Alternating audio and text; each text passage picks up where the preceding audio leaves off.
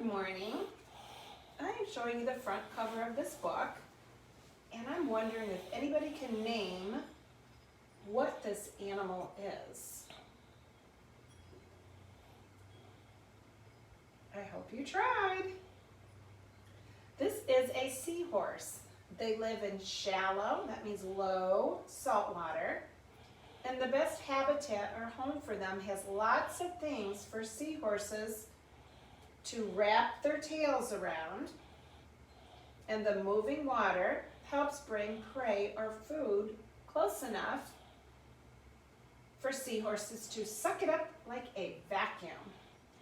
I am looking at my lesson plan, so bear with me.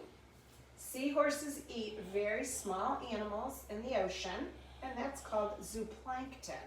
Can you say that word? Zooplankton.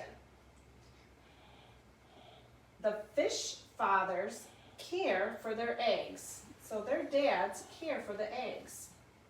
The author of the book and illustrator is Eric Carle, same author and illustrator of last week's story, The Very Lonely Firefly. There are some amazing pictures in this story.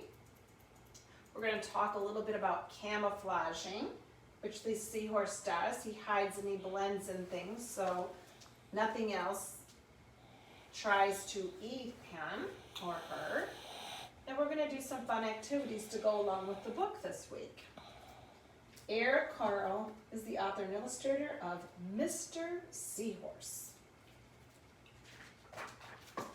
Eric Carle, Mr. Seahorse. Mr. and Mrs. Seahorse drifted gently through the sea. That means they went very slowly. Mrs. Seahorse began to wiggle and twist this way and that. "It's time for me to lay my eggs," she said. "Can I help?" asked Mr. Seahorse. "Oh, yes, thank you," said Mrs. Seahorse, and she laid her eggs into a pouch on Mr. Seahorse's belly. Look at that. "I'll take good care of our eggs," said Mr. Seahorse. "I promise." So the daddy is going to be taking care of the eggs. As Mr. Seahorse drifted gently through the sea, he passed right by a group of trumpet fish hidden in a patch of reeds. And they're camouflaging. Look at that. Got like a transparent page there. That is so cool. A group of trumpet fish. They're kind of pointed downward there. But before long, Mr. Seahorse met another fish. "How are you, Mr. Stickleback?" asked Mr. Seahorse. "Delighted," replied Mr. Stickleback. "I just built a nest and right away Mrs. Stickleback laid her eggs into it. Now I'm taking good care of them until they hatch." "Keep up the good work," said Mr. Seahorse, and swam on his way. So Mr. Stickleback is going to take care of the nest. That is another father taking care of the nest and eggs. As Mr. Seahorse drifted gently through the sea, he passed right by a lionfish hidden behind a coral reef. So here we are, we've got camouflaging again. And let's turn the transparent page, and what do we see? The lionfish in the coral reef. But before long, Mr. Seahorse met another fish. "How are you, Mr. Tilapia?" asked Mr. Seahorse. Mr. Tilapia couldn't answer. His mouth was full of eggs.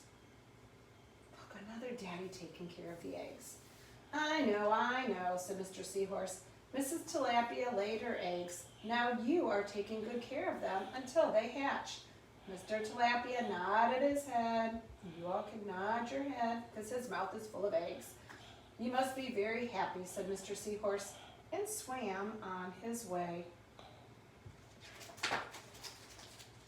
As Mr. Seahorse drifted gently through the sea, he passed right by several leaf fish hidden among the seaweed. So we have the camouflaging going on again, keeping them safe.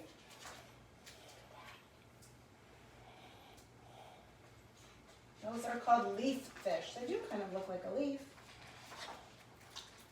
But before long, Mr. Seahorse met another fish. "How are you, Mr. Curtis?" asked Mr. Seahorse. "Perfectly fine," replied Mr. Curtis. "Mrs. Curtis laid her eggs, and I have stuck them on my head. Look at that, there are the eggs. Now I am taking good care of them until they hatch." "You are doing a good job," said Mr. Seahorse, and swam on his way. Do you remember where the seahorse is keeping the eggs? In his pouch. As Mr. Seahorse drifted gently through the sea, he passed right by a stonefish hidden behind a rock. And he camouflaged very well with that. They're all the same colors. But before long, Mr. Seahorse met another fish. "How are you, Mr. Pipe?" asked Mr. Seahorse. I wonder why he's called Mr. Pipe. "Couldn't be better," replied Mr. Pipe. "Mrs. Pipe laid her eggs along my belly. Now I am taking good care of them until they hatch." "You should feel very proud of yourself," said Mr. Seahorse, and swam on his way. Look at his pouch. Anything different there? But before long, Mr. Seahorse met another fish. "How are you, Mr. Bullhead?" asked Mr. Seahorse. "Tip-top," that means great, replied Mr. Bullhead. Mrs. Bullhead laid her eggs, and the eggs hatched. "Now I'm babysitting." Oh my goodness, look at all the babies. "You are doing a fine job," said Mr. Seahorse, and swam on his way.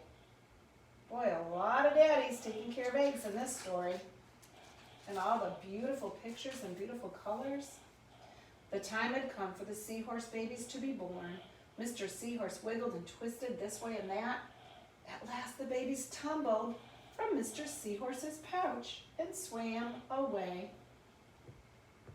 What other animal can you think of that carries a baby in a pouch?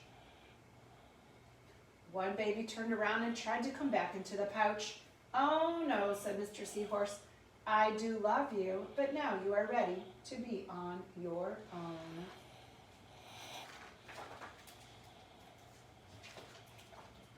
And another connection we're going to make later this week is you're going to count how many babies came out of Daddy's pouch. So this is going to be our story Tuesday, Wednesday, and it's going to be integrated with a math lesson. Thursday, you will get an opportunity to make your very own seahorse. I will attach a template to your assignment. You can decorate it any way you want. You can make it into a mobile and hang it. You can cut and paste different colored paper on it. You're going to make your very own seahorse. Maybe you can camouflage it into the sea. Please remember to take a picture of your awesome seahorse you make and post it onto our post because we love seeing everything you're doing at home. We want to make sure you're having fun and staying engaged. Today's activity, and you're going to like this, if you have a straw at home, let's see if you can use your straw and either try to suck up some yogurt, pudding, maybe even applesauce, so you could get an idea how seahorses actually eat since they suck like a straw. Thank you for joining me. Have a great day.